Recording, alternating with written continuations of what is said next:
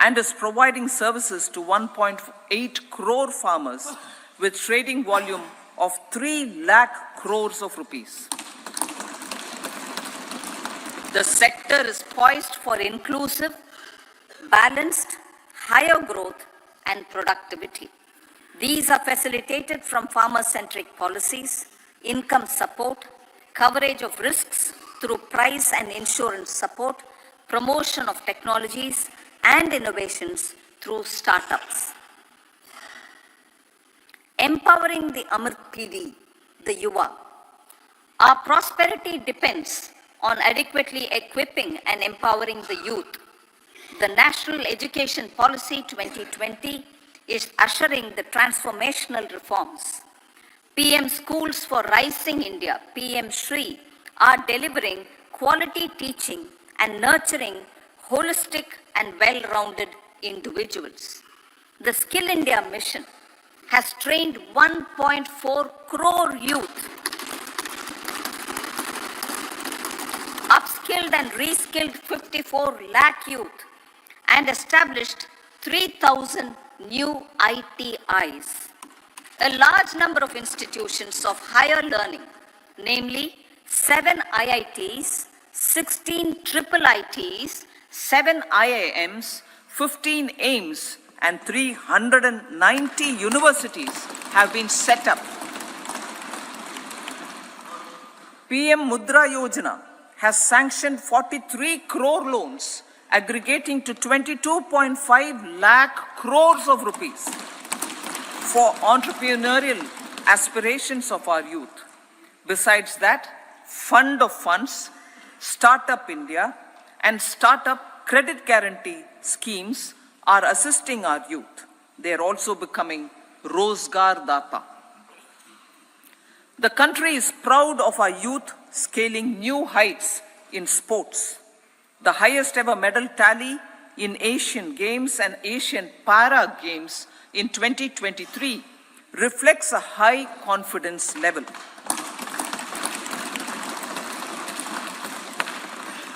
Chess prodigy and our #1 ranked player Pragnananda put up a stiff fight against the reigning world champion Magnus Carlsen in 2023.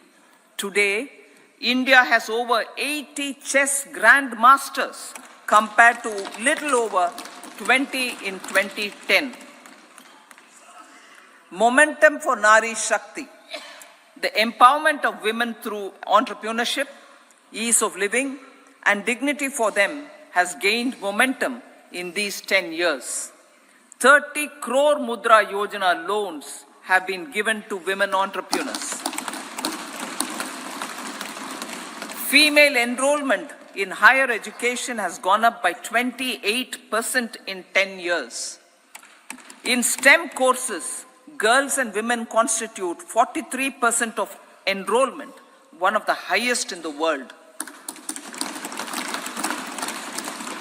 All these measures are getting reflected in the increasing participation of women in workforce. Making triple talaq illegal, reservation of 1/3 seats for women in the Lok Sabha and state assemblies, and giving over 70% houses under PM Awas Yojana in rural areas to women, and giving over 70% houses under PM Awas Yojana in rural areas to women as sole or joint owners have enhanced their dignity. Exemplary track record of governance, development, and performance. Besides delivering on high growth in terms of gross domestic product, the government is equally focused on a more comprehensive GDP, that is, governance, development, and performance. Our government has provided transparent, accountable, people-centric, and prompt, trust-based administration with citizen-first and minimum government, maximum governance approach. The impact of all-round development is discernible in all sectors. There is macroeconomic stability, including in the external sector. Investments are robust. The economy is doing well. People are living better and earning better, with even greater aspirations for future. Average real income of the people has increased by 50%. Inflation is moderate. People are getting empowered, equipped, and enabled to pursue their aspirations. There is effective and timely delivery of programs and of large projects. Economic management. The multi-pronged economic management over the past 10 years has complemented people-centric, inclusive development. Following are some of the major elements. 1.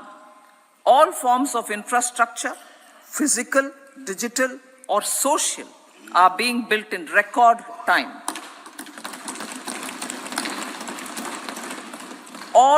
Number 2, all parts of the country are becoming active participants in economic growth. Number 3, digital public infrastructure, a new factor of production in the 21st century, is instrumental in formalization of the economy. Number 4, goods and services tax has enabled one nation, one market, one tax. Tax reforms have led to deepening and widening of tax base. Number 5, strengthening of the financial sector has helped in making savings, credit, and investments more efficient. Number 6, GIFT, IFSC, and the Unified Regulatory Authority, IFSCA, are creating a robust gateway for global capital and financial services for the economy. Number 7, proactive inflation management has helped keep inflation within the policy band. Now the global context, Honorable Speaker, sir. Geopolitically, global affairs are becoming more complex and challenging with wars and conflicts. Globalization is being redefined with reshoring and friendshoring, disruption and fragmentation of supply chains, and competition for critical minerals and technologies. A new world order is emerging after the COVID pandemic. India assumed the G20 presidency during very difficult times for the world. The global economy was going through high inflation, high interest rates, low growth, very high public debt, low trade growth, and climate changes. The pandemic has led to a crisis of food, fertilizer, fuel, and finances for the world, while India successfully navigated its way. The country showed the way forward and built consensus on solutions for those global problems. The recently announced India-Middle East-Europe economic corridor is a strategic and economic game changer for India and others. In the words of Honorable Prime Minister, the corridor, and I quote, will become the basis of world trade for hundreds of years to come, and history will remember that this corridor was initiated on Indian soil, unquote. Vision for Vikasit Bharat.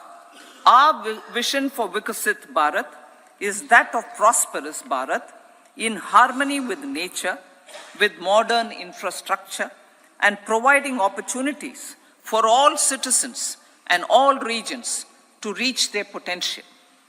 With confidence arising from strong and exemplary track record of performance and progress, earning Sabka Vishwas, the next 5 years will be years of unprecedented development and golden moments to realize the dream of developed India by 2047.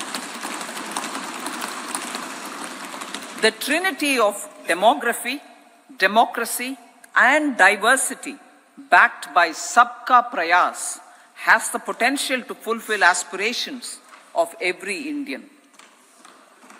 As Honorable Prime Minister in his Independence Day address to the nation mentioned, I quote, "There is no dearth of opportunities, as many opportunities as we want. The country is capable of creating more opportunities. Sky is the limit," unquote. Strategy for Amrit Kal. Our government will adopt economic policies that foster and sustain growth, facilitate inclusive and sustainable development, improve productivity, create opportunities for all, help them enhance their capabilities, and contribute to generation of resources to power investments and fulfill aspirations. Guided by the principle, reform, perform, and transform, the government will take up next generation reforms and build consensus with the states and stakeholders for effective implementation. It is an important policy priority for our government to ensure timely and adequate finances, relevant technologies, and appropriate training for the micro, small, and medium enterprises, MSMEs, to grow and also compete globally. Orienting the regulatory environment to facilitate their growth will be an important element of this policy mix. Aligning with the Panchamrit goals, our government will facilitate sustaining high and more resource-efficient economic growth. This will work towards energy security in terms of availability, accessibility, and affordability. For meeting the investment needs, our government will prepare the financial sector in terms of size, capacity, skills, and regulatory framework. Aspirational Districts Program. Our government stands ready to assist the states in faster development of aspirational districts and blocks, including generation of ample economic opportunities. Development of the East. Our government will pay utmost attention to make the eastern region and its people a powerful driver of India's growth.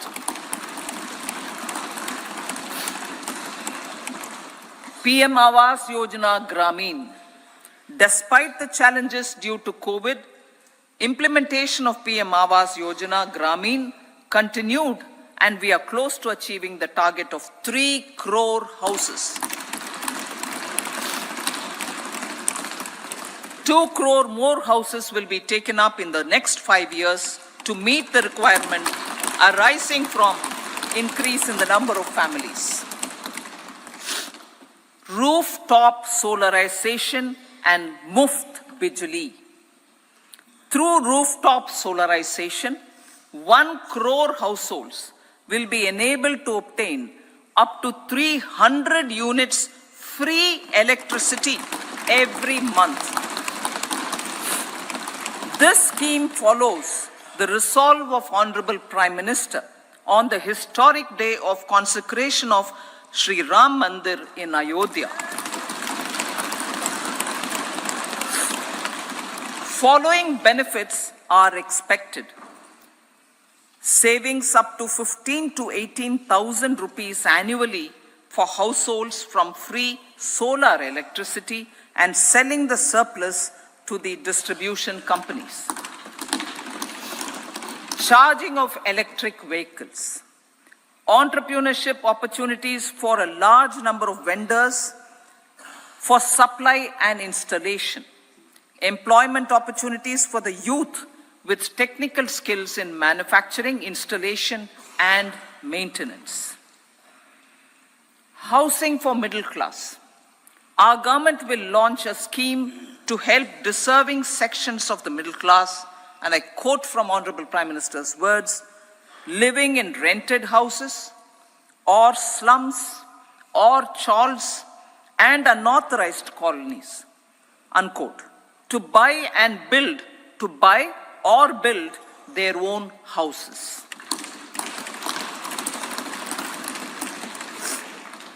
Medical colleges. Several youth are ambitious to get qualified as doctors. They aim to serve our people through improved healthcare services.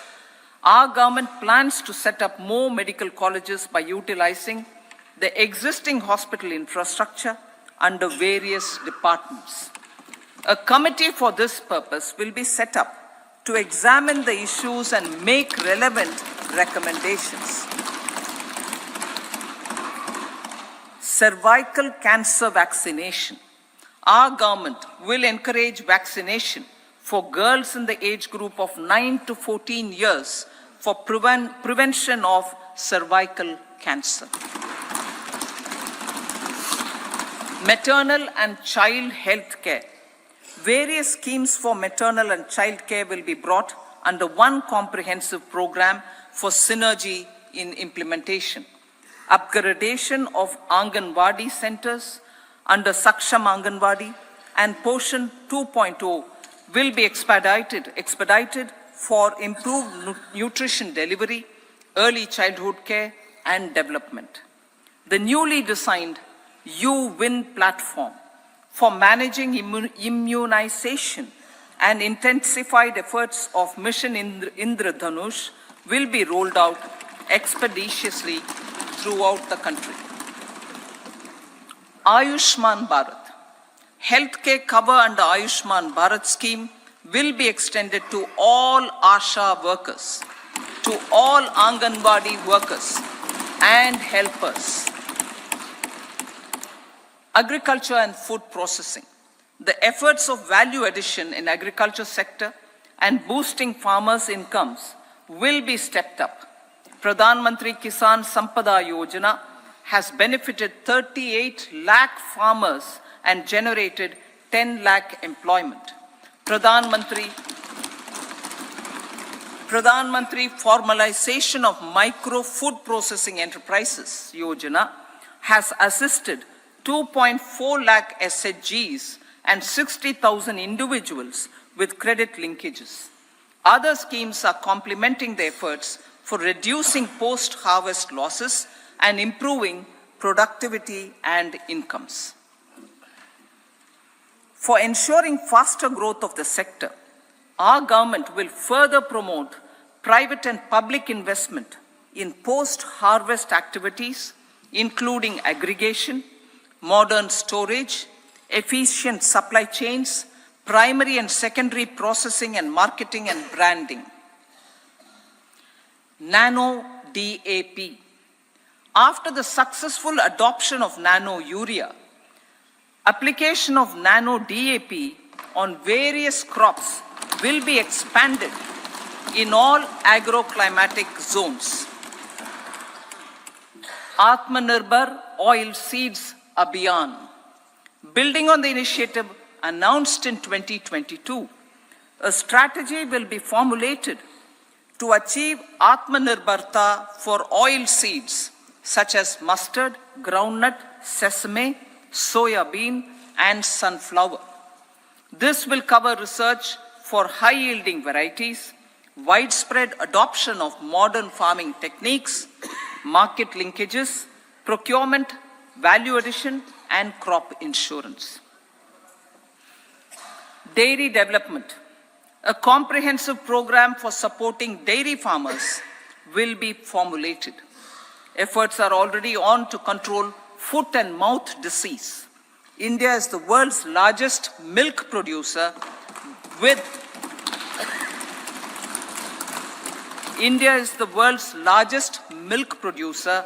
but with low productivity of milch animals. The program will be built on the success of existing schemes such as Rashtriya Gokul Mission, National Livestock Mission, and infrastructure development funds for dairy processing and animal husbandry. Matsya Sampada. It was a government which set up a separate department for fisheries, realizing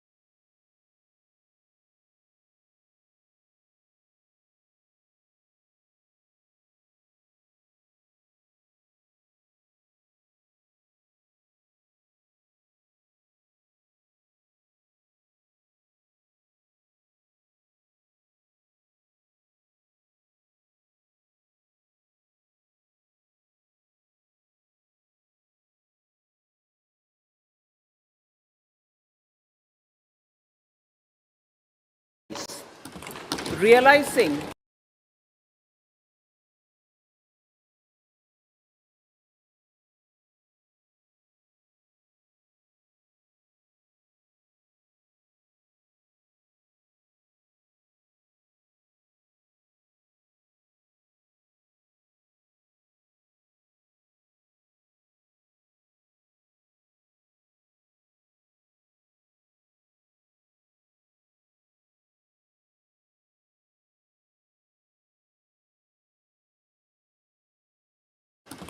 realizing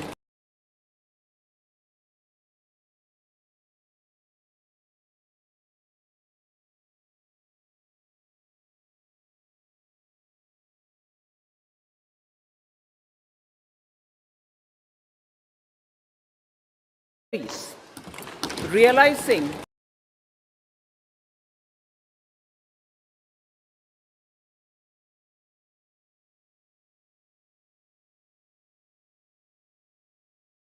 a separate department for fisheries, realizing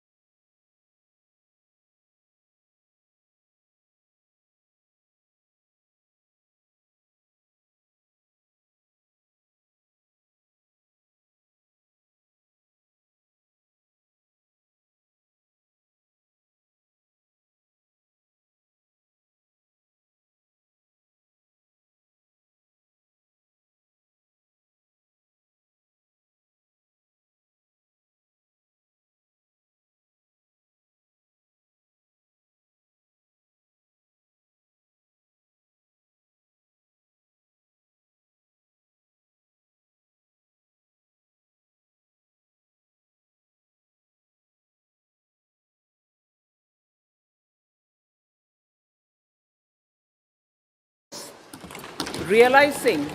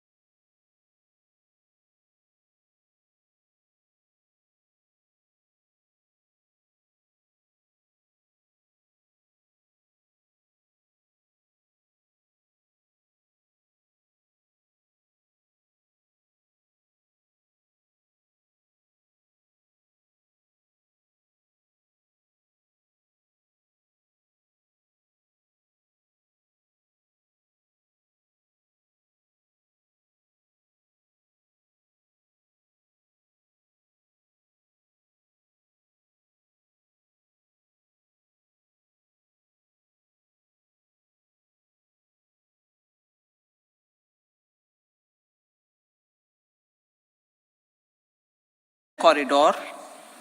Number 2, port connectivity corridors. And number 3, high traffic density corridors. The projects have been identified under the PM Gati Shakti for enabling multimodal connectivity. They will improve logistics efficiency and reduce cost.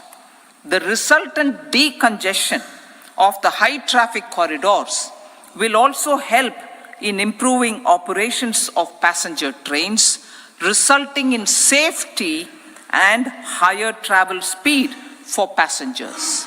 Together with dedicated freight corridors, these 3 economic corridor programs will accelerate our GDP growth and reduce logistic costs.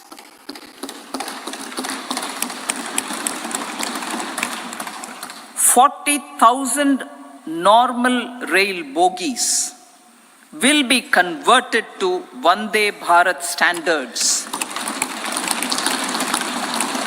to enhance safety, convenience, and comfort of passengers. Aviation sector. The aviation sector has been galvanized in the past 10 years. Number of airports have doubled to 149. Rollout of air connectivity to Tier 2 and Tier 3 cities under UDAN scheme has been widespread. 517 new routes are carrying 1.3 crore passengers. Indian carriers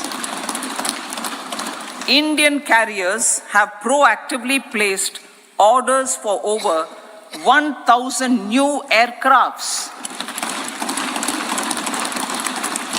Expansion of existing airports and development of new airports will continue expeditiously. Metro and Namo Bharat. We have a fast expanding middle class and rapid urbanization is taking place. Metro rail and Namo Bharat can be the catalyst for the required urban transformation. Expansion of these systems will be supported in large cities, focusing on transit-oriented development. Green energy. Towards meeting our commitment for net zero by 2070, the following measures will be taken. Viability gap funding will be provided for harnessing offshore wind energy potential for initial capacity of 1 gigawatt. Coal gasification and liquefaction capacity of 100 metric tons will be set up by 2030. This will also help in reducing imports of natural gas, methanol, and ammonia. Phased mandatory blending of compressed biogas in compressed natural gas for transport and piped natural gas for domestic purposes will be mandated. Financial assistance will be provided for procurement of biomass aggregation machinery to support collection. Electric vehicle ecosystem. Our government will expand this and strengthen the e-vehicle ecosystem by supporting manufacturing and charging infrastructure. Greater adoption of e-buses for public transport networks will be encouraged through payment security mechanism. Biomanufacturing and biofoundry. For promoting green growth, a new scheme of biomanufacturing and biofoundry will be launched. This will provide environment-friendly alternatives such as biodegradable polymers, bioplastics, biopharmaceuticals, and bioagri inputs. This scheme will also help in transforming today's consumptive manufacturing paradigm to the one based on regenerative principles. Blue Economy 2.0. For promoting climate resilient activities for Blue Economy 2.0, a scheme for restoration and adaptation measures and coastal aquaculture and mariculture with integrated and multi-sectoral approach will be launched. Comprehensive development of tourist centers. The success of organizing G20 meetings in 60 places presented diversity of India to global audience. Our economic strength has made the country an attractive destination for business and conference tourism. Our middle class also now aspires to travel and explore. Tourism, including spiritual tourism, has tremendous opportunities for local entrepreneurship. States will be encouraged to take up comprehensive development of iconic tourist centers, branding and marketing them at global scale. A framework for rating of the centers based on quality of facilities and services will be established. Long-term interest-free loans will be provided to states for financing such development on matching basis. To address the emerging fervor for domestic tourism, Honorable Speaker, sir, projects for port connectivity, tourism infrastructure, and amenities will be taken up on our islands, including Lakshadweep. This will help in generating employment also. Promoting investments. The FDI inflow during 2014 to 23 was $596 billion US, marking a golden era. That is twice the inflow during 2005 to 14. For encouraging sustained foreign investment, we are negotiating bilateral investment treaties with our foreign partners in the spirit of First Develop India. FDI is First Develop India. Reforms in the states for Vikasit Bharat. Many growth and development enabling reforms are needed in the states for realizing the vision of Vikasit Bharat. A provision of 75,000 crore rupees as 50-year interest-free loan is proposed this year to support those milestone-linked reforms by the state governments. Societal changes. The government will form a high-powered committee for an extensive consideration of the challenges arising from fast population growth and demographic changes. The committee will be mandated to make recommendations for addressing these challenges comprehensively in relation to the goal of Vikasit Bharat. Amrit Kal as Kartavya Kal. Our government stands committed to strengthening and expanding the economy with high growth and to create conditions for people to realize their aspirations. Honorable Prime Minister in his Independence Day address to the nation in the 75th year of our Republic said, and I quote, "We commit ourselves to national development with new inspirations, new consciousness, new resolutions as the country opens up immense possibilities and opportunities. It is our Kartavya Kal." Unquote.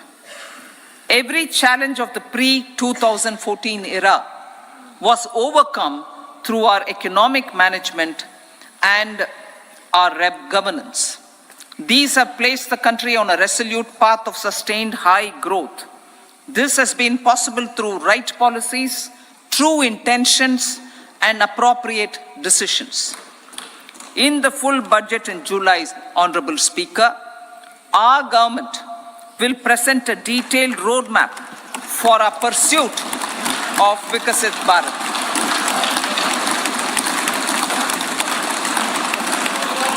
Revised estimates of 2023-24.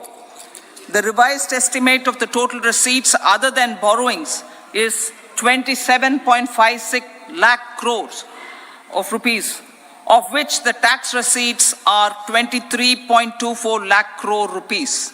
The revised estimate of total expenditure is 44.90 lakh crore rupees. The revenue receipts at 30.03 lakh crore rupees are expected to be higher than the budget estimate, reflecting strong growth momentum and formalization in the economy. The revised estimate of the fiscal deficit is 5.8% of GDP, improving on the budget estimate, notwithstanding moderation in the nominal growth estimates. Budget estimates for 2024-25.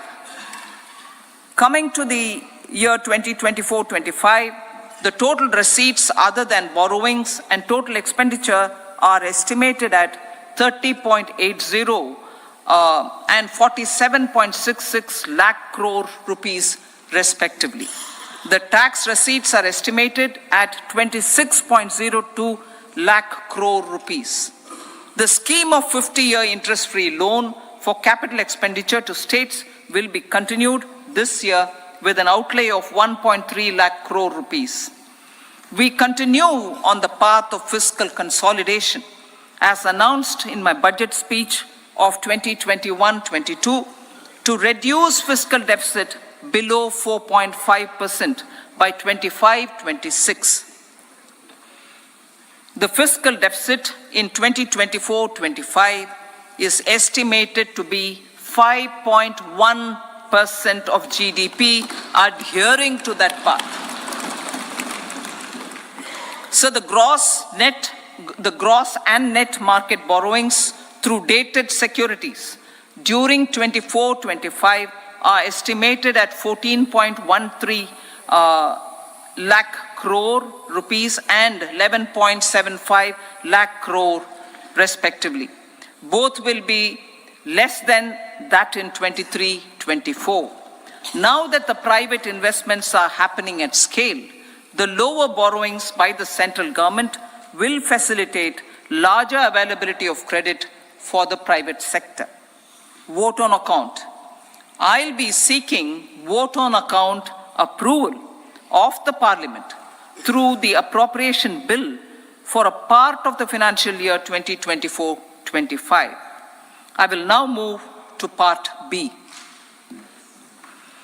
Honorable Speaker, sir, over the last 10 years, the direct tax collections have more than trebled and the return filers swelled 2.4 times. I would like to assure the taxpayers that their contributions have been used wisely for the development of the country and welfare of its people. I appreciate the taxpayers for their continued support. The government has reduced and rationalized tax rates. Under the new tax scheme, there is now no tax liability for taxpayers with income up to 7 lakh rupees, up from 2.2 lakh rupees in the financial year 2013-14. The threshold for presumptive taxation for retail businesses was increased from 2 crores to 3 crores. Similarly, the threshold for professionals eligible for presumptive taxation was increased from 50 lakh rupees to 75 lakh rupees. Also, corporate tax rate was decreased from 30% to 22% for existing domestic companies and to 15% for certain new manufacturing companies. Honorable Speaker, sir, in the last 5 years, our focus has been to improve taxpayer services. The age-old jurisdiction-based assessment system was transformed with the introduction of faceless assessment and appeal, thereby imparting greater efficiency, transparency, and accountability. Introduction of updated income tax returns, a new Form 26AS, and pre-filling of tax returns have made filing of tax returns simpler and easier. Average processing time of returns has been reduced from 93 days in the year 2013-14 to a mere 10 days this year, thereby making refunds faster. Indirect taxation. By unifying the highly fragmented indirect tax regime in India, the GST has reduced the compliance burden on trade and industry. The industry has acknowledged the benefits of GST. According to a recent survey conducted by a leading consulting firm, 94% of industry leaders view the transition to GST as largely positive. According to 80% of the respondents, it has led to supply chain optimization, as elimination of tax arbitrage and octroi has resulted in disbanding of checkposts at the state and city boundaries. At the same time, tax base of GST more than doubled, and the average monthly gross GST collection has almost doubled to 1.66 lakh crores this year. States too have benefited. States' SGST revenue, including compensation released to states in the post-GST period of 2017-18 to 2022-23, has achieved a buoyancy of 1.22. In contrast, the tax buoyancy of state revenues from subsumed taxes in the pre-GST 4-year period of 2012-13 to 2015-16 was a mere 0.72. The biggest beneficiaries are consumers, as reduction in logistic cost and taxes have brought down prices of most goods and services. We have taken a number of steps in customs to facilitate international trade. As a result, the import release time declined by 47% to 71 hours at inland container depots, by 28% to 44 hours at air cargo complexes, and by 27% to 85 hours at seaports over the last 4 years since 2019, when the national time release studies were first started. Tax proposals. As for tax proposals, in keeping with the convention, I do not propose to make any changes relating to taxation and propose to retain the same tax rates for direct and indirect taxes, including import duties. However, certain tax benefits to startups and investments made by sovereign wealth or pension funds, as also tax exemption on certain income of some IFSC units, are expiring on 31/3/2024. To provide continuity in taxation, I propose to extend the date to 31/3/2025. Moreover, in line with our government's vision to improve ease of living and ease of doing business, I wish to make an announcement to improve taxpayer services. There are a large number of petty, non-verified, non-reconciled, or disputed direct tax demands, many of them dating as far back as 1962, which continue to remain on the books, causing anxiety to honest taxpayers and hindering refunds of subsequent years. Honorable Speaker, sir, I propose to withdraw such outstanding direct tax demands up to 25,000 rupees pertaining to the period up to financial year 2009-10 and up to 10,000 rupees for financial years 2010-11 to 2014-15. This is expected to benefit about 1 crore taxpayers. 1 crore taxpayers would benefit out of this. Economy then and now. In 2014, when our government assumed the reins, the responsibility to mend the economy step by step and to put the governance systems in order was enormous. The need of the hour was to give hope to the people, to attract investments, and to build support for the much needed reforms. The government did that successfully, following our strong belief of nation first. The crisis of those years has been overcome, and the economy has been put firmly on a high, sustainable growth path with all-round development. It is now appropriate to look at where we were then. I repeat, it is now appropriate to look at where we were then till 2014 and where we are now, only for the purpose of drawing lessons from the mismanagement of those years. The government will lay a white paper on table of the House.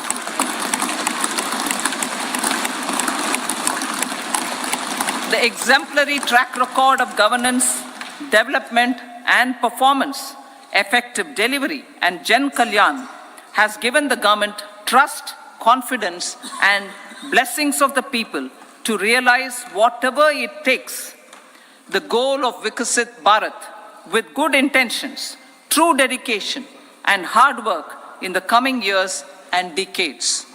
With this, Honorable Speaker, I commend the interim budget to this august House. Jai Hind.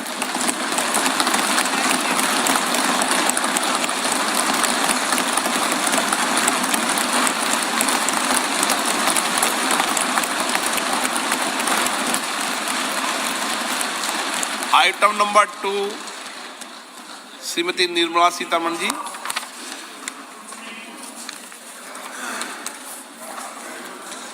So, with your permission, I rise to lay on the table the following statements under Section 3(1) of the Fiscal Responsibility and Budget Management Act 2003, Medium-Term Fiscal Policy cum Fiscal Policy Strategy Statement and Macroeconomic Framework Statement. Item number 3 Shrimati Nirmala Sitharaman ji.